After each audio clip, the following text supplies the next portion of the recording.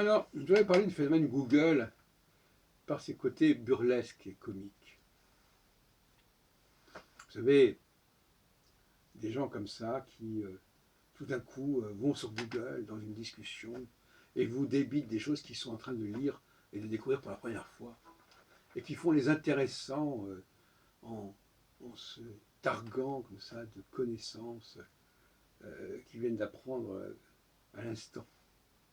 Et qui, en plus, quand ils sont à une sorte de complexe d'infériorité, vous interrogent sur ce qu'ils ont sous les yeux. Et là, ça devient comique parce qu'ils ne savent pas distinguer entre l'essentiel et le secondaire. Ils vont vous interroger sur des points totalement de détail, parce qu'ils n'ont pas le sens de ce qui est vraiment au cœur de la culture générale. N'ayant pas de culture générale eux-mêmes, ou très médiocre, très lacunaire, très parcellaire, ils vont vous interroger sur des petits détails qui figurent sur une notice Wikipédia et dont personne n'a connaissance en vérité, que eux, et c'est le paradoxe, et ils croient que parce qu'on ne peut pas répondre à cette question, on est au même niveau qu'eux. Comme je disais récemment, les gens d'en bas veulent vous abaisser toujours. Ils veulent vous abaisser pour montrer que vous n'êtes pas plus haut qu'eux. C'est d'ailleurs humain d'essayer de faire cela. Ça se comprend. Et alors le système Google est intéressant dans ce sens-là.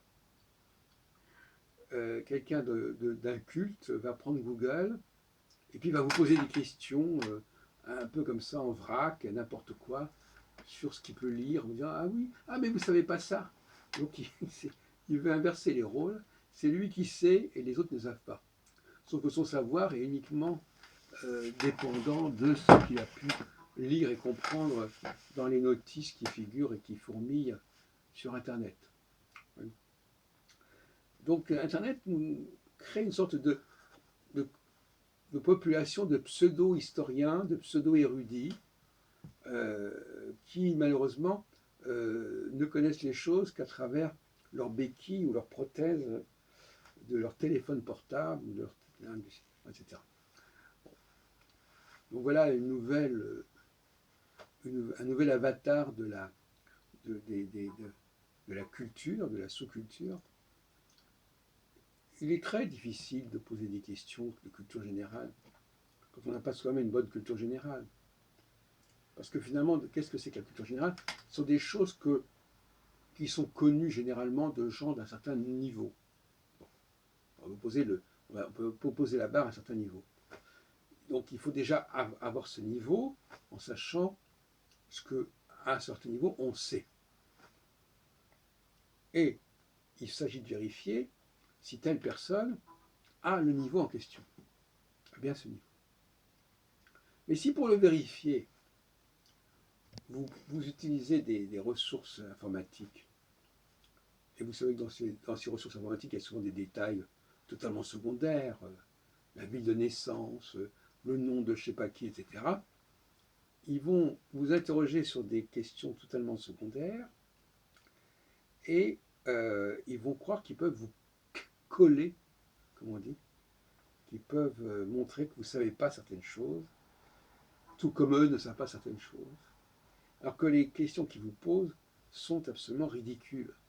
Elles sont ridicules parce qu'elles correspondent à des connaissances qui ne sont pas des connaissances de culture générale, mais qui sont des connaissances du rédacteur de la notice, qui abonde de toutes sortes de détails que personne finalement n'est censé connaître par cœur, bien évidemment.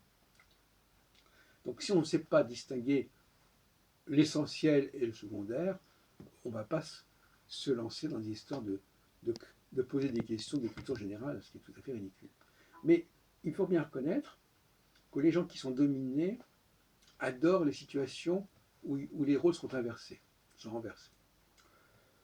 Alors, il y a ce cas-là du type qui regarde Google et puis qui fait la leçon à des gens qui en savent beaucoup plus que lui.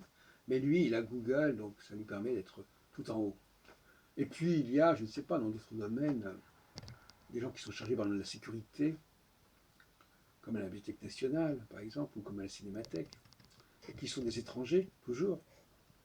Et là encore, on peut imaginer quelle jubilation il peut y avoir à contrôler